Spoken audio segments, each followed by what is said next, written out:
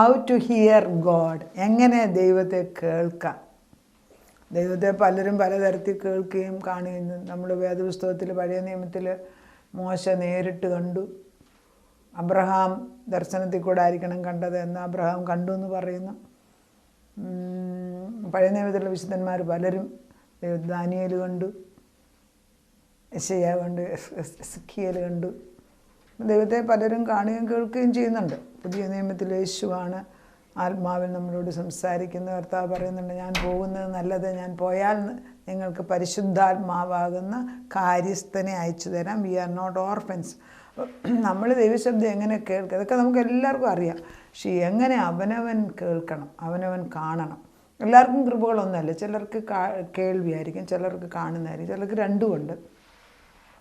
പക്ഷെ ദൈവം ആഗ്രഹിക്കുന്നവരെ കാണിക്കുകയും കേൾപ്പിക്കുകയും ചെയ്യും. എനിക്ക് കൂടുതൽ തോട്ട്സിൽ കൂടാണ് ദൈവം പ്രവർത്തിക്കുന്നത്. പലപ്പോഴും ചില സമയത്ത് വിഷൻ കാണും.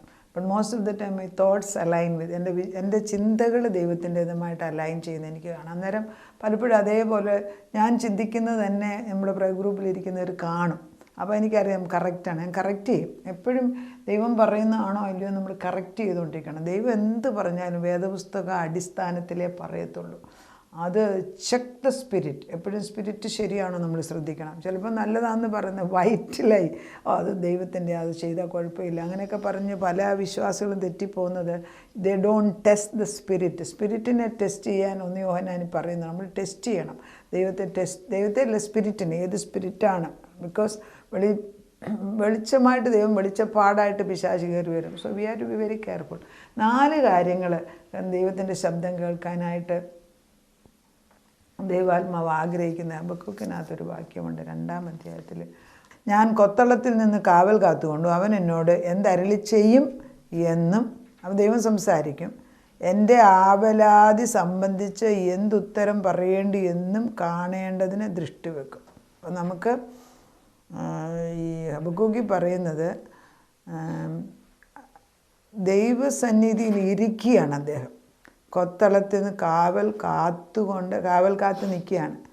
അവൻ എന്നോട് എന്താണ് അരുളി ചെയ്യാൻ പോകുന്നത് അത് നമ്മൾ ശ്രദ്ധിക്കുകയാണ്. എന്താണ് യേശു ദൈവം പറയാൻ പോകുന്നത്, എന്താണ് എൻ്റെ പറയാൻ പോകുന്നത്? ചെവി ഇങ്ങനെ അകത്തെ ചെവി തുറക്കുകയാണ്. അവൻ എന്നോട് എന്തെങ്കിലും അരുളി ചെയ്യുമെന്നും എൻ്റെ ആവലാതി സംബന്ധിച്ച്, എനിക്ക് പരാതികളാണ്, എല്ലാം പരാതിയാണ്, ആവലാതി സംബന്ധിച്ച് ഞാൻ എന്തുത്തരം പറയേണ്ടു എന്നും കാണേണ്ടതിന് ദൃഷ്ടി. അപ്പം നമ്മുടെ പരാതി കേൾക്കാനും പരാതിക്ക് ഉത്തരം തരാനും ദൈവം റെഡിയാണ്. പിന്നെന്താ നമ്മൾ കേൾക്കാത്തത്? എന്തുകൊണ്ടാണ് പലരുടെയും പ്രയാസങ്ങൾ എൻ്റെ കൂടെ തന്നെ പ്രയർ റിക്വസ്റ്റ് നിൽക്കുന്ന ചിലർ ഒരേ റിക്വസ്റ്റ് അനേക മക്കൾക്ക് പറഞ്ഞെടുക്കും. പ്രാർത്ഥിക്കണേ പ്രാർത്ഥിക്കുക, എന്നിട്ട് നമുക്ക് വായിക്കും. നമ്മളും പ്രാർത്ഥന ഏറ്റെടുത്ത് നമ്മൾ അന്ന് വൈകിട്ട് നമ്മളെടുത്ത് വിളിച്ച് പ്രാർത്ഥിക്കും. അത് പിന്നെ എത്ര പ്രാവശ്യം അത് വിളിച്ചു ചോദിക്കും. ദൈവം വചനത്തിൽ കൂടെ ഉത്തരം കൊടുക്കും. അത് കഴിഞ്ഞാലും പിന്നെയും അവർ വിളിച്ചുകൊണ്ട്, കാരണം ഒട്ടും ഉറപ്പില്ല വചനം എന്താണെന്നത്. ചുമ്മാതെ കുറേ പേർക്ക് അങ്ങോട്ട് അയച്ചു കഴിയുമ്പോഴത്തേക്ക് അവരുടെ അവർ പ്രാർത്ഥിച്ചിട്ട് കാര്യം അത് ചിലപ്പോൾ സാധിക്കും. പക്ഷെ അതല്ല ദൈവം പറയുന്നത്. ഇവിടെ പറയുന്നുണ്ട് കർത്താവ്, അവനോടൊക്കെ നമ്മൾ ശ്രദ്ധ വെച്ച് അവൻ്റെ അടുക്കൽ ചെന്നിരിക്കണം, അവിടെ ഇരിക്കണം, കാത്തിരിക്കുകയാണ്. എന്നിട്ട് അവൻ എന്നെ ഉത്തരണം ചെയ്യുന്നുള്ള ഉറപ്പുണ്ട് എനിക്ക്. എൻ്റെ ആവലാതി കേൾക്കുന്നവനാണ് അവൻ. എനിക്ക് ഞാൻ അതിന് ഉത്തരം സംബന്ധിച്ച് ഞാൻ എന്തുത്തരം പറയേണ്ടി എന്നും കാണേണ്ടത്, ഞാൻ എന്താണ് തിരിച്ചു പറയുന്നത് വരെ അപ്പച്ചൻ വെയിറ്റ് ചെയ്യുമെന്ന്. അപ്പോൾ പലപ്പോഴും അങ്ങനെയല്ലേ. ഇപ്പോൾ പലപ്പോഴും എനിക്ക് ദൈവം ഉത്തരം തരും. കഴിഞ്ഞ ദിവസം ഞാൻ മക്കളുടെ കാര്യത്തിൽ എന്തോ പ്രശ്നം പറഞ്ഞ് ഞാൻ പ്രാർത്ഥിച്ചുകൊണ്ട് ഞാൻ പറഞ്ഞു, കർത്താവ് എത്ര നാളൊക്കെ പറയുന്ന അപ്പച്ചൻ്റെ അപ്പച്ചൻ്റെ വാഗ്ദത്തങ്ങൾക്ക് വിപരീതമായി ചില കാര്യങ്ങൾ കാണുന്നുണ്ടല്ലോ. അപ്പച്ചൻ്റെ ഒരു വാഗ്ദത്തം തലേ ദിവസം പിറ്റേ ദിവസം നേരെ വിപരീതമായിട്ട് സംഭവം നടക്കും. അത് നോക്കിയോണേ, വിശ്വാസികൾക്ക് പലർക്കും അനുഭവം അറിയാം. നമ്മൾ എന്തെങ്കിലും ഒരു കാര്യത്തിന് നമ്മൾ ദൈവത്തിൻ്റെ വാഗ്ദത്തം പ്രോമിസ് കിട്ടിക്കഴിഞ്ഞാൽ പിറ്റേ ദിവസം അതിനെതിരായിട്ട് ഒരു ടെസ്റ്റ് വരും. ഉടനെ പിശാച് ഇളവും അത് ദൈവം അനുവദിക്കുന്നതാണ്. അങ്ങനെ വന്നപ്പോൾ ഞാൻ ദൈവത്തോട് പറഞ്ഞു, എന്ത് കർത്താവ് ഇന്നലെ പറഞ്ഞതിന് വിപരീതമായിട്ട് വീണ്ടും ഇന്ന് സംഭവിക്കും. ഇത് പല പ്രാവശ്യമായല്ലോ. അപ്പോൾ കർത്താവിനോട് തിരിച്ചു പറഞ്ഞു, നിന്നോടാര് പറഞ്ഞു അവരെ നോക്കാൻ? നിന്നോട് എന്നെ നോക്കാനല്ലേ പറഞ്ഞത്. അപ്പം നമ്മൾ this is the battle for all believers. നമ്മൾ ദൈവത്തെ നോക്കുന്നതിന് പകരം അച്ഛനെ നോക്കും, പാസ്റ്ററെ നോക്കും, പിന്നെ ബിഷപ്പിനെ നോക്കും, പിന്നെ പ്രവാചകന്മാരെ, പിന്നെ ചെറിയ പ്രവാചകന്മാരുണ്ട് ഈ പ്രാർത്ഥിച്ചിട്ട് ഉത്തരം കിട്ടുന്നത്. അത് ചിലർ നല്ലത് പറയും, ചിലർ കാശിന് വേണ്ടി എന്തും പറയുന്നവരുമുണ്ട്. അങ്ങനെയുള്ള പലരെ എൻ്റെ ഈ ജീവിതത്തിൽ കഴിഞ്ഞ ഇടത്തെ കുറച്ച് പേരുടെ കാര്യങ്ങൾ എൻ്റെ ശ്രദ്ധയിൽപ്പെട്ടിട്ടുണ്ട്. ഞാനവരെ കുറ്റമൊന്നും പറയത്തില്ല. പക്ഷേ അവർ കാശ് കിട്ടാൻ വേണ്ടി അവർ പറയുമ്പം ഈ ആളുകൾ അതിന് അടിമയായി മാറും. പിന്നെ അവരില്ലെങ്കിൽ അവർക്ക് ജീവിക്കാൻ വയ്യ. അതൊക്കെ ശരിയല്ല. അപ്പം നമ്മളോട് ദൈവം പറയും ഞാൻ പറയുമെന്ന്. അപ്പം 4 കണ്ടീഷൻസ് ഈ വാക്യങ്ങൾ. 1, ബി സ്റ്റിൽ, സ്റ്റിൽനെസ്, അതായത് ദൈവത്തിൻ്റെ അടുക്ക ഒന്ന് മിണ്ടാതെ ഇരുന്ന് ഞാൻ ദൈവമെന്ന് അറിയുക. എത്ര പേർക്ക് അങ്ങനെ ചെയ്യാനറിയാം? മിണ്ടാതിരുന്ന് ദൈവത്തിൻ്റെ അടുക്ക ചെല്ലാം. ഞാൻ മിണ്ടാതിരിക്കണം. എനിക്ക് ഈ വചനം വായിക്കുമ്പോഴോ ഞാൻ എന്തെങ്കിലും എടുക്കുമ്പോഴോ എനിക്ക് ആരെങ്കിലും വലിയ ശബ്ദം ഉണ്ടാക്കുകയോ പാട്ട് വെക്കുന്നോ ഒന്നും എനിക്കിഷ്ടമല്ല. Because I am really communicating with God. ദൈവമായിട്ട് ഞാനിങ്ങനെ അന്നേരം എനിക്ക് ആരെങ്കിലും എൻ്റെ ശ്രദ്ധ മാറ്റുന്ന എനിക്ക് വലിയ പ്രയാസമാണ്. On most of the time I get free time to sit with God and talk to him. അപ്പോൾ അതൊരു വലിയ ഭാഗ്യമാണ്. അപ്പം ദൈവത്തിൻ്റെ സന്നിധിയിൽ ബി സ്റ്റിൽ. അന്നേരം ഒത്തിരി ഗസ്റ്റൊന്നും അല്ല നമുക്ക് ആവശ്യം, അവനുമായിട്ടുള്ള ബന്ധം. ബി സ്റ്റിൽ എന്നോ സങ്കീർത്തനം 46:10 പറയുന്നുണ്ട്, മിണ്ടാതിരുന്ന് ഞാൻ ദൈവം എന്ന്. എത്ര പേർക്ക് മിണ്ടാതിരിക്കാൻ, കർത്താവിൻ്റെ അടുക്ക മിണ്ടാതിരിക്കാൻ പഠിച്ചു കഴിഞ്ഞാൽ പല കാര്യങ്ങൾക്കും നമുക്ക് വിക്ടറി കിട്ടും. പക്ഷെ അത് വർത്തമാനം പറയുന്നവർക്ക് വലിയ പാടാണ് ഉണ്ടാക്കിയെടുക്കാൻ. പലപ്പോഴും പരിശുദ്ധാത്മാവ് നമ്മൾ പറഞ്ഞുകൊണ്ടിരിക്കുന്നതാണ് ഇനിയും പറയണ്ട, ബാക്കി പറയണ്ട. അപ്പം നമ്മൾ ഒന്നുമില്ല പറയുന്നത് മാറ്റിയോ അല്ലെങ്കിൽ പറയാതിരിക്കുക. ഞാൻ പറയണ്ടാന്ന് ദൈവം പറയുന്നതുകൊണ്ട് പറയുന്നില്ലെന്ന് പറഞ്ഞ് മാറ്റും. അത് വളരെ ഒരു വലിയ ഭാഗ്യപദവിയാണ് കർത്താവ് അങ്ങനെ പറയുന്നത് കേൾക്കുന്നത്. അപ്പം ബി സ്റ്റിൽ. 1, മിണ്ടാതിരുന്ന ദൈവത്തിന്. 2-മത്തേത് ദൈവത്തിൻ്റെ ഒരു വിഷൻ കിട്ടണം. അതായത് കർത്താവിൻ്റെ ദർശനം എനിക്ക് കിട്ടണം. അതുകൊണ്ട് ഇതിനകത്ത് 2-ാം അധ്യായത്തിൽ പറയുന്നുണ്ട്, ഹബക്കൂക്കിൻ്റെ 2 പറയുന്നതിനും ദൈവം പറഞ്ഞ ഒരു ദർശനം കൊടുത്തു. യഹോവ എന്നോട് ഉത്തരം അരുളിയത്, നീ ദർശനം എഴുതുക. അപ്പോൾ കർത്താവ് സംസാരിച്ചല്ലോ. അടുത്ത് എന്നിരുന്നപ്പോൾ അപ്പം സംസാരിച്ചില്ലേ? ഓടിച്ചു വായിപ്പാൻ തക്കവണ്ണം അത് പലകയിൽ തെളിവായി അരയ്ക്കുക. ദർശനത്തിന് ഞാൻ ഒരു അവധി വെച്ചിരിക്കുന്നു, അത് സമാപ്തിയിലേക്ക് ബന്ധപ്പെടുന്നു. സമയം തെറ്റത്തില്ല, അത് വൈകിയാലും അതിനായി കാത്തിരിക്കുക. അത് വരും നിശ്ചയം, താമസിക്കത്തില്ല. എന്നിട്ട് ആദ്യം പറഞ്ഞ നീതിമാന വിശ്വാസത്താൽ ജീവിക്കുന്നു. അപ്പം നമ്മളിലുള്ള ബലഹീനത കൊണ്ട് ചിലപ്പോൾ നമ്മുടെ ഹൃദയത്തിൽ അഹങ്കാരം ഉണ്ട്, ഇതൊന്നും കേൾക്കൂല കേട്ടല്ലോ.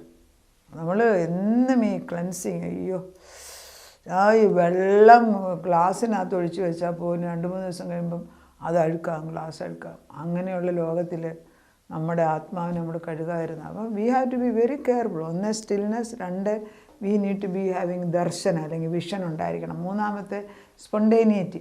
സ്പോണ്ടേനിറ്റി എന്ന് കർത്താവ് എപ്പോഴാണ് സംസാരിക്കുന്നത് പറയാനൊക്കത്തില്ല. കർത്താവ് ചിലപ്പോൾ നമ്മൾ ഉദ്ദേശിക്കാത്ത ചിലപ്പോൾ നമ്മൾ ഉത്തരം പറഞ്ഞു തരും. നമ്മുടെ ദൈവം വളരെ ഭംഗിയായിട്ട് നമ്മളോട് സംസാരിക്കും. അപ്പം നമ്മളിലുള്ള ഈ ഡൗട്ട്, സംശയങ്ങൾ, അൺബിലീഫ്, ഫിയർ, അതെല്ലാം പോകണം. ഭയം, ദൈവം എനിക്ക് പലരുടെയും ഒരു ചോദ്യം, അയ്യോ ദൈവം എനിക്ക് ഉത്തരം തരുമോ? എല്ലാവർക്കും ഉത്തരം തരും. പാപിക്കും ഉത്തരം കൊടുക്കും. ഇതിൻ്റെ പാപം കളഞ്ഞേച്ച് വരാൻ പറയും. അങ്ങനെയും സംസാരിക്കും. അതുകൊണ്ട് ദൈവം സംസാരിക്കാത്ത ദൈവമല്ല. He talks to us on a daily basis. അത് സ്പോണ്ടേനിയസ് ആയിട്ട് പെട്ടെന്ന് അപ്പച്ചൻ പറയാം. പിന്നെ നമ്മൾ ദൈവം പറയുന്നത് എഴുതാൻ തുടങ്ങണം. ജേർണലിംഗ് എന്ന് പറയും. അതായത് എപ്പോഴും ഒരു ബുക്ക് കൊണ്ട് നടക്കണം. ബുക്കും പേനയും നിർബന്ധമാണ് വിശ്വാസികൾക്ക്. അത് ഞാൻ പലരോടും നമ്മുടെ ഗ്രൂപ്പിലോടൊക്കെ അതിങ്ങനെ തഴമ്പിച്ച് പോയി. കേട്ട് ഇങ്ങനെ മറന്നുപോയി. അവർ അങ്ങനെ കേട്ടിട്ടുള്ളവരോട് ബുക്ക് കൊണ്ടുവരണമെന്ന് പറഞ്ഞാൽ പലർക്കും മടിയാണ്. ചിലപ്പോൾ ഒരു വാക്യമായിരിക്കും നമ്മുടെ ആവശ്യത്തിന്, അത് എഴുതിയിട്ടില്ല, നമ്മൾ മറന്നുപോകും. രാത്രി ചിലപ്പോൾ ദൈവം സംസാരിക്കും.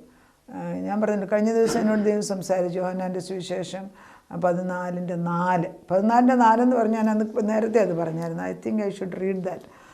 14:6 എല്ലാവർക്കും വരും, പക്ഷെ 14:4 വായിക്കാമെന്ന്. അപ്പം ഞാൻ ഓർത്തു കർത്താവ്. അപ്പം ദൈവം ഇങ്ങോട്ട് വേറെ ദിവസം വേറെണ്ണം പറഞ്ഞു. ഇതിങ്ങനെ പറയുന്നത് ഞാൻ അന്നേരം തന്നെ ഒന്നുകിൽ ഓർത്തിരിക്കും, അല്ലെങ്കിൽ പക്ഷെ നേരം വെളുത്ത ഉടനെ ആദ്യം അത് എഴുതും. പിന്നെ പകലാണെങ്കിൽ ഉടനെ തന്നെ എഴുതിയിടും. അപ്പം ദൈവം സംസാരിക്കുന്ന വചനത്തിൽ കൂടെ കർത്താവ് സംസാരിക്കുമ്പോൾ എങ്ങനെയാണ് സംസാരിക്കുന്നത് നമ്മൾ അറിയണം. 14:4 എന്നുള്ളത് കർത്താവ് ഒരു ദിവസം എന്തോ ആവശ്യത്തിന് വേണ്ടി ചോദിച്ചപ്പം കർത്താവ് ഇങ്ങനെ അത് പറഞ്ഞു തന്നെ. അപ്പം ഞാൻ പറഞ്ഞു ശരിയാണ്. 4 എന്താ? ഞാൻ പോയി നിങ്ങൾക്ക് സ്ഥലം ഒരുക്കിയാൽ ഞാൻ ഇരിക്കുന്ന ഇടത്ത് നിങ്ങളും ഇരിക്കേണ്ടതിന് പിന്നെയും വന്ന് നിങ്ങളെ ഞാൻ എൻ്റെ അടുക്കൽ ചേർത്തുകൊള്ളും. 4-ാം വാക്യം, ഞാൻ പോകുന്ന ഇടത്തേക്കുള്ള വഴി നിങ്ങൾ അറിയുന്നു. That's beautiful. ആ ഒരൊറ്റ വാക്യം എന്നോട് പറഞ്ഞു. യേശു പറയുന്നു, ഞാൻ പോകുന്ന ഇടത്തേക്കുള്ള വഴി അത് നമ്മൾ അറിയുന്നു. അപ്പം ഞാൻ അറിയുന്നു എന്ന് അദ്ദേഹം പറയുന്നു. നീ എന്തിനാ പിന്നെ ഭയപ്പെടുന്നത്? കർത്താവ് ഇങ്ങോട്ട് പറയുന്നു, യേശുവിൻ്റെ വഴി നീ അറിയുന്നുണ്ടല്ലോ മകളേന്ന്. അതുപോരെ ഉത്തരം. പിന്നെ നമ്മൾ ഈ അവിടെ ഇവിടെയൊക്കെ അനേകരോട് ചോദിച്ച് നടന്ന് വളരെ സത്യം ഞാൻ പറയാം, നമ്മളൊരു ദൈവത്തിന് ഒരു വാഗ്ദത്തമുണ്ട്. അത് കഴിയുമ്പോൾ ഒരു പാസ്റ്ററോ അല്ലെങ്കിൽ നമ്മൾ പ്രവാചകനോ അല്ലെങ്കിൽ ദൈവവചനം അറിയാവുന്ന ആരെങ്കിലും വീട്ടിൽ, ചിലപ്പോൾ കൂട്ടുകാരെ, നേരെ വിപരീതമായിട്ട്, ഇതിന് വിപരീതമായിട്ട് അവർ പറയും. ശ്രദ്ധിച്ച് നോക്കിക്കോണേ. ഇപ്പോൾ നമുക്ക് കൺഫ്യൂഷനായി, യേശു പറഞ്ഞതാണോ ഈ വ്യക്തി പറഞ്ഞത്? വളരെ തന്ത്രപൂർവ്വം പിശാച് അത് ഉപയോഗിക്കും. So we are very careful who we are listening. ആരെന്ത് പറഞ്ഞാൽ തിരിച്ചോണ്ട പറഞ്ഞു. ഞാൻ ഓർക്കുന്നുണ്ട്, ഒരു ദിവസം എനിക്ക് വേണ്ടി പ്രാർത്ഥന ഒരു മനുഷ്യൻ പറഞ്ഞു, ദൈവത്തിൻ്റെ ആത്മാവ് രാത്രിയിൽ അതൊക്കെ കാണിച്ച് ഇത് പറഞ്ഞു. ഞാൻ പറഞ്ഞു, എന്താണ്, ഏത് പറഞ്ഞെന്നാണ് നിങ്ങൾ പറഞ്ഞത്? ഏത് പറഞ്ഞാൽ ഓപ്പണായിട്ട് കൺഫ്യൂസ് ചെയ്യാൻ ഞാൻ റെഡിയാണ്. അതോടെ നിന്ന് പിശാചിൻ്റെ തന്ത്രം. നമ്മളെ ഈ ചുമ്മാ അത് അക്യൂസിങ് എന്ന് പറഞ്ഞ് വെളിപ്പാടി പറയുന്നുണ്ട്, ദൈവമക്കളെ സദാസമയം കുറ്റം പറ. ആർക്കാ കുറ്റമില്ലാതെ? എല്ലാവർക്കും കുറ്റമുണ്ട്. പക്ഷെ കുറ്റം ഉണ്ടെങ്കിൽ പറ, ഞാൻ അനുദപിക്കാൻ റെഡിയാണെന്നേ. അനുദപിച്ച് കഴിയുമ്പോൾ തീർന്നില്ലേ? ആ ഒരു മനസ്സ് നമുക്കുണ്ടാകണം. അവൻ്റെ കുറ്റം അവർ കുറ്റം കണ്ടുപിടിച്ച് ശരി പറ, ഇത് അറിയാം, ഇതിൽ കൂടുതൽ കുറ്റം എനിക്കുണ്ട് മക്കളെ എന്ന് പറയാനുള്ള ധൈര്യം വരുമോ? ഉണ്ടെങ്കിൽ അതെല്ലാം കഴിയുന്നതുകൊണ്ടാണ് നമ്മൾ ഇരിക്കുന്നത്. കർത്താവിൻ്റെ രക്തത്തിൻ്റെ മഹത്വത്തിലാണ് നമ്മൾ പറയുന്നത്, അല്ലാതെ സ്വന്തം കഴിവിലൊന്നും പറയാനില്ല.